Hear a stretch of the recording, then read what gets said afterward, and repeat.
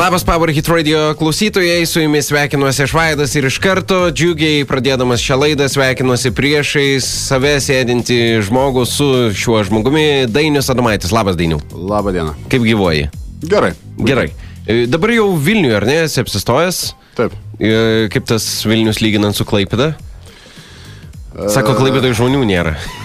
Klaipėdai atstumai kiti, greitis kitas, Vilniuje daugiau laiko praleido automobilyje, taip kad spūstys minusas čia vienintelis. Palauk, tai dabar aš skaičiau, kad gavai naują automobilį iš Renault. Tikrai taip. Kaip jis ten? Renault Koleos. Nu ir kaip? Ten super. Erdvus, man atrodo, labai... Erdvus, geras, labai automobilis, visiems siūlyčiau atkreipti dėmesį į jį. Atkreipti tikrai yra į ką, nes ir atrodo įspūdingai. Tikrai taip. Šiaip visur reikia Dainiau tavo prie širdies labiau, ar tos lengvi automobiliai? Taip jau gavosi, kad daugiausiai visureigiai šeimoje buvo, nes vis tiek aktualu, kad sėdėti aukščiau, kad vietos būtų daugiau, šeima nemaža, visada vaikai mažesni, didesni, vietos reikia daugiau, taip kad... Žiūrėk, kad viskas tilptų. Taip. Tai šiandieną svečiuose Lietuvos vyrų rinktinės vyriausias treneris Dainius Adomaitis. Pradėkim nuo šiek tiek ankstesnių laikų. Dainiau, kaip apskritai tavo kelias prasidėjo, susiejo su sportu? Nuo ko viskas prasidėjo? Manau, viskas prasidėjo nuo Kauno Žalgirio mačų su CSKA senais laikais ir tas jausmas toksai, kai žaidžia Žalgiris ir visos gatvės, visi prilipę prie televizorių ir pats žiūri ir pasibaigus rungtynėm čiumpi kamuolį ir bėgi žaisti į kiemą su draugais. Manau, čia ta meilė krepšiniui ir buvo. Važiuodavai į Kauno sporto halę, nes iš Šakių, man atrodo, esi, ne? Taip, iš rajono Šakių, taip galima pasakyti, iš kaimo ir nebuvo tokios galimybės. Nuvažiuoti, nors kad ir kaip, gal ir norėdavosi, bet tikrai nebuvo šansų. Ok, tai prie televizoriaus ekrano buvai prilipęs ir stebėdavai kiekvienas rungtynes? Tikrai taip, jau kai būdavo galimybė stebėti, tai būdavo visada stebima ir kaip ir visi kiti žmonės. Gerai, o po to, nuo žiūrovo, koks kitas etapas buvo arčiau sporto? Kitas sporto buvo mokyklai įvairios sporto šakos sportuojama, o tas toksai jau pasukimas krepšinio link, tai buvo išvažiavimas į Panevėžio sporto mokyklą internatą. Kai buvo 13 metų ir ten prasidėjo jau tas tikrasis krepšinis, tikrosios treniruotės ir 2 kartus per dieną pamokos, režimas, griežta tvarka, taip kad, čia jau, manau, buvo tas pati pradžia. Ar tas neišgazdino, sakykime, režimas, tvarka, kiekvieną dieną treniruotės, prakaito liejimas, ar tas tau patiko, ar kažkaip tai per prievartą buvo pirmos dienos, gal mėnesiai pirmi? Nemeluosiu, man pirmos dienos, pirmi mėnesiai, tai buvo tikrai pragaras. Labai sunku ir tikrai buvo ir namų ilgesys, ir tėvų ilgesys, vis tiek tau yra 13 metų, tai sunku yra palikti tą komforto savo zoną, namus, kai tau viskas yra paruošta namuose, vėl gali bet kada išeiti į lauką, su chebra draugais pažaisti, o čia tau yra labai aiškiai duota grafikas, ką tau kiekvieną dieną daryti, kada treniruotė turi būti, kada pamokose, kada pamokų ruoša, kontrolė ir taip toliau, taip kad sunku buvo. Po to, jeigu jau kalbėtume apie tą profesionalią karjerą, tai turbūt reikėtų kalbėti apie Vilniaus miestą ir tuometinę statybą, o po jos jau nukeliavai tą išsvajotą, galima taip sakyti, Kauno Žalgirį, prieš tai stebėdavai prie televizoriaus ekraną. Kas tada žaidė Kauno Žalgirio komandai? Tai buvo 96 metai. Taip, tai buvo 7, 8, 9 metai, kaip ten, jeigu skaičiuojant sezonais, tai 6, 7, 8 ir 8, 9. Manau, kad tai buvo labai protingai padaryta klubo vadovybės sprendimas burti jaunus žaidėjus, kurie yra ant slenksčio kaip kandidatai į Lietuvos rinktinę, ir tas branduolys komandos ir buvo Žalgiryje, taip kad ir Saulius Štombergas, ir Mindaugas, Aurelijus Žukauskai, Darius Maskoliūnas ir daug kitų galima vardinti tos kartos mūsų žaidėjų visų. Ar atsimeni prieš tuos 20 metų beveik, sakykime, tą momentą, kai sulaukai pasiūlymo iš Kauno Žalgirio? Svajojai visą laiką žaisti toj komandai galbūt? Buvo tokia, galima sakyti, įdomi situacija, nes buvau jau statyboje sutarę ir pasirašę kontraktą 2 metams, man atrodo. Ir vieną dieną paskambino man iš Žalgirio atstovas ir pasakė, kad mes susitarėm ir tu laukiamas rytoj turi atvykti į medicininį patikrinimą. Okay. Tai buvo toks truputį netikėtumas, bet vėl iššūkis, kurį priėmė ir važiavam toliau. Pasibaigus krepšininko karjerai, ar tu tiesiai žinojai savo, buvai pasakęs, kad po to, kai baigsiu krepšininko karjerą, tapsiu treneriu, ar buvo kažkokių kitokių svarstymų, nežinau? Ne, jau žaisdamas krepšinį, gal paskutiniai 4-5 metai, jau domėjausi trenerio darbu, ir seminaruose lankydavausi, ir domėjausi įvairia kita literatūra, ką buvo galima pasiekti internete, ir dar domėjausi, kokias galima gilinti žinias, baigiant mokslus, aukštą įsilavinimą, magistro studijas. Taip kad viską tą pavyko suderinti, viską pabaigti ir labai džiaugiuosi. Gal buvai toks krepšininkas kaip Šarūnas Jasikevičius? Aš dar per jaunas, kad prisiminčiau tave lakstant į krepšinio aikštelį, bet buvai gal tas žaidėjas, kuris patardavo treneriui, nežinau, žaidėjus užvesdavo, sugalvodavo, gal derinį kokį nors, ar buvai ramus kaip krepšininkas aikštelėje, ar liedavai savo emocijas? Visko būdavo.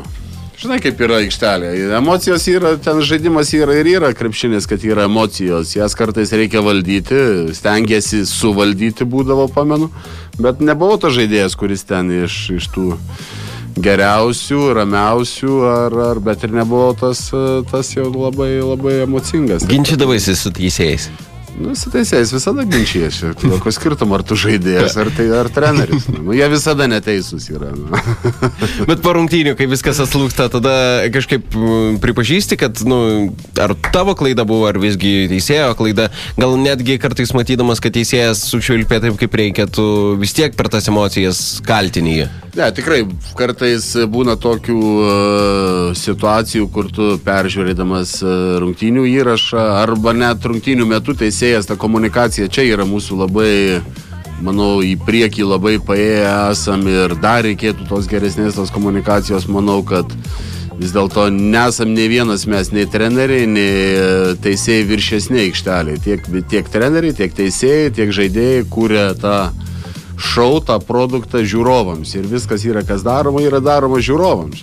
Taip, kad jokių neturi būti nei asmeniškumų nieko. Mes tikrai malonu yra dabar, kai gali vienose rungtynėse teisėjauja, o kitose rungtynėse tu susitikė su jais, apkalbi situacijas, kurios buvo prieš tai. Ir pats prisipažįsti, kad taip, buvau tikrai neteisus ir jo labiau, kai išgirsti ir iš teisėjų tą normalų bendravimą ir pasakymą, taip, ten buvo mano kaltė, tu ten buvai teisus treneri, ir tas yra normalu. Bet jeigu toks švilpukas nulėmė rungtynių lemti, kaip tada? Ar irgi taip paprastai susitaikot su tuo? Buvo. Žinot, kaip yra. Žinai, čia yra, tam darbe yra labai daug klaidų, tiek iš žaidėjų pusės, tiek iš trenerių, tiek iš teisėjų. Niekada nesinori, kad ta klaida lemtų rezultatą. Taip kad, bet čia yra darbo dalis. Daug treneriai priekaištauja kartais žaisdami svečiuose, tai yra kitose arenose, kad teisėjai palaiko namų komandą, kad čia švilpia į vieną pusę. Ar iš tikrųjų čia tai būna, ar tiesiog susiklosto tokia situacija, kad viena komanda žaidžia agresyviau, kita ne, ir kaip taip yra? Manau, beveik visos komandos geriau žaidžia namuose. Prie savo fanų, fanai palaikymas yra kai geras ir fanai moka tą padarytą presiją tiem teisėjam. Ir kartais tam vienam, antram, tokiam, kaip sakau, 50-50 švilpukui, jie padarys tą tokį gal švilpuką naudinga labiau namų komandai. Taip kad, faktas, kad visos namų komandos namuose žaidžia agresyviau, stengiasi būti agresyvesni. Taip kad, čia vėl. Faktas, kad yra, kartais sulauki tą vieną kitą skambutį, tą švilpuką žaisdamas namuose gal tau palankesnį, o išvyko į šeimininkų komandai palankesnį. Visko būna. Gerai, padarom trumpą pertrauką. Pas mus šiandieną svečiuose krepšinio rinktinės treneris Dainius Adomaitis. Mes visai netrukus pakalbėsim apie krepšinio rinktinę, krepšininkus, kaip tas sąrašas susidarė ir kokius žaidėjus Dainius nustebino savo pasirinkimu.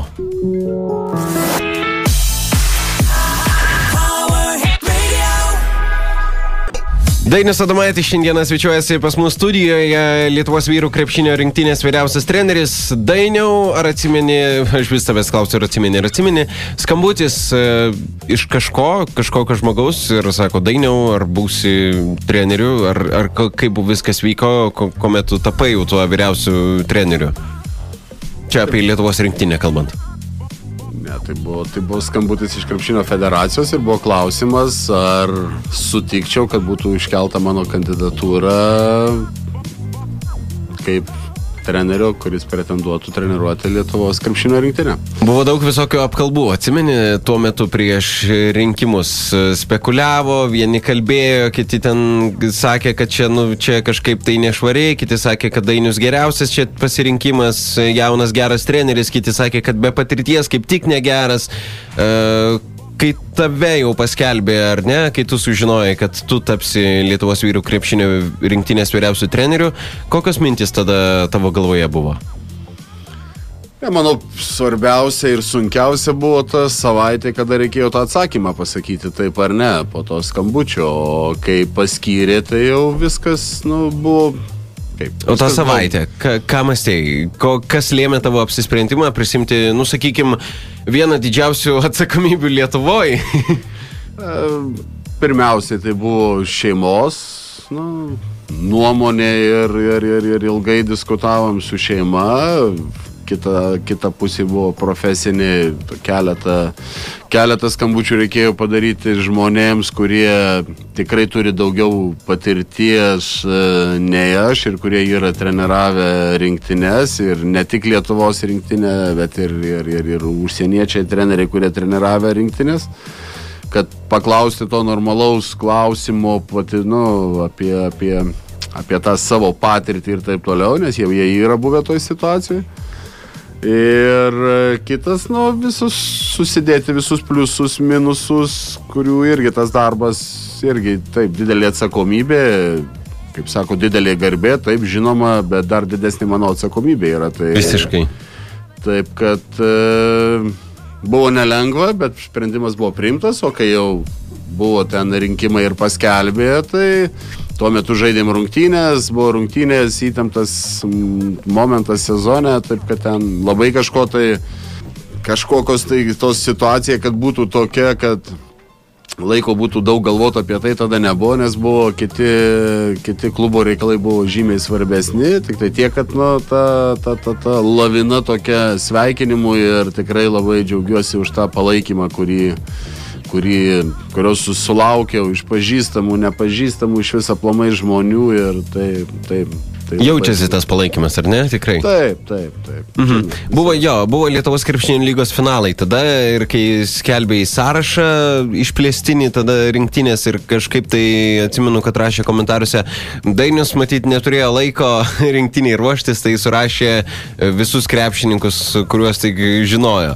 Patys krepšininkai irgi buvo kai kurie iš jų nustebę, kad pateko ir į tą išplėstinį, o dabar ir į kviečiamų į stovyklą sąrašą, kaip ten buvo su tais jaunais krepšininkais. Ar jūs nesusikalbėjo tarpusavį, ar čia iš tikrųjų, nežinau, burbulas kažkoks tai išpūstas? Ne, tai buvo labai pasverta. Esu aš vyriausias treneris, yra asistentai, buvo užduotis visiems asistentam sudaryti sąrašą, kiekvienas savo sudarė sąrašą. Aš pats sudariau savo sąrašą ir tada sprendėm, kiek tas žaidėjų turi būti išplėstinis sąrašas. Gal dabar, kaip galvoju, gal reikėjo dar ilgesnį įdaryti, bet tada buvo nuspręsta tiek tų žaidėjų, 31 žaidėjų, atsižvelgiant irgi jaunus žaidėjus, kad parodyti irgi, kad mes juos stebim ir tikrai džiugina ir stebim ir to žaidėjus, kurie ir nėra net išplėstiniam sąraše, kurie jauni ir tikrai daro progresą. Taip kad, vėl, kitas dalykas tai yra pati rinktinės rungtynių varžybų sistema, kuriuose dalyvauja. Taip, Europos čempionatas čia kaip ir viskas aišku, bet vis tiek tu privalai galvoti į priekį, o tada bus langai, reikės žaisti atrankinės rungtynės ir tada negalės dalyvauti žaidėjai, kurie žaidžia NBA, didelis klaustukas su žaidėjais, kurie žais Eurolygoje. Taip kad tas sąrašas, manau, dar išplėstinis, kuris buvo, tai dar, manau, pasipildys žaidėjais, kurie bus įtraukti. Šiais metais rinktinėje nebus mums kai kurių įprastų veidų, Seibutis, Kavaliauskas ir Jankūnas. Jankūnas vienas iš tokių svarbesnių rinktinės žaidėjų, nenuvertinant ir kitų, kaip reagavai pats į jo atsakymą? Ar labai sugriovė tavo numatytus planus, pozicijas, nežinau, gal jau kažkokius derinius jo atsakymas?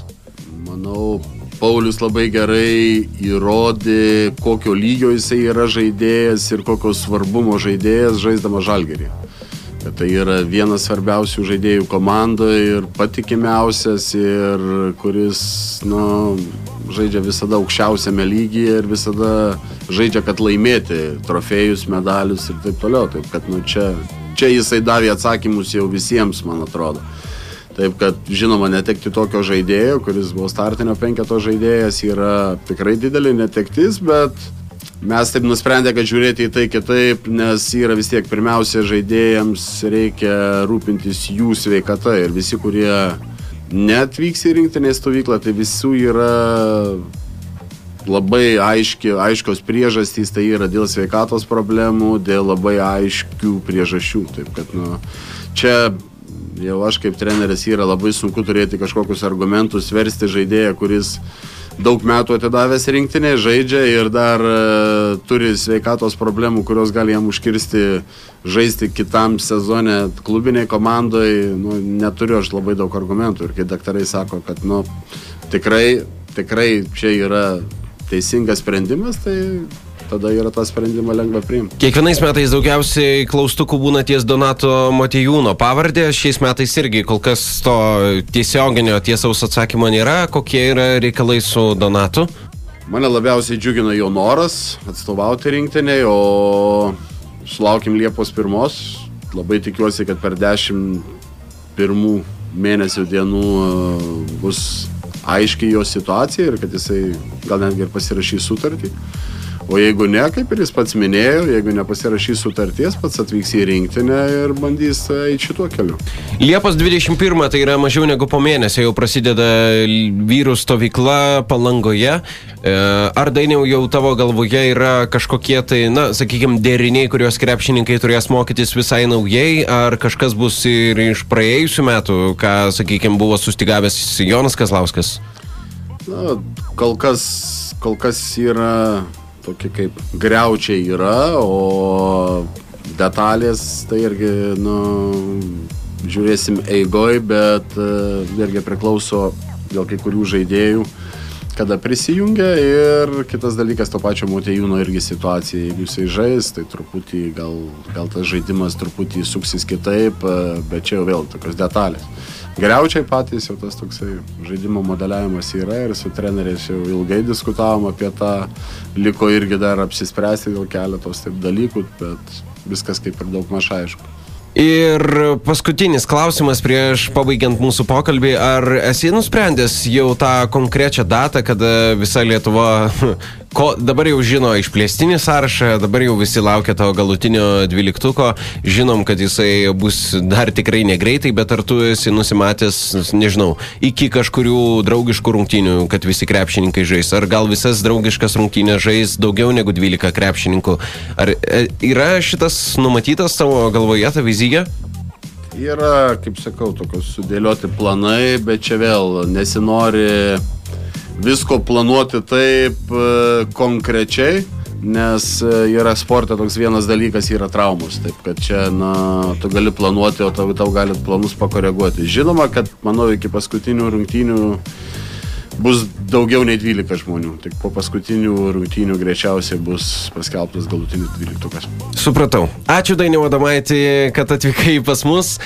Linkiu, geros stovyklos ir gerų ateinančių tų visų planų, kad jie nesugriūtų, gerų atsakymų iš krepšininkų ir ko svarbiausia palinkėti. Taigi žinoma, kad pergaliu. Ačiū tau ir iki pasimatymo, turbūt Palangoj. Iki.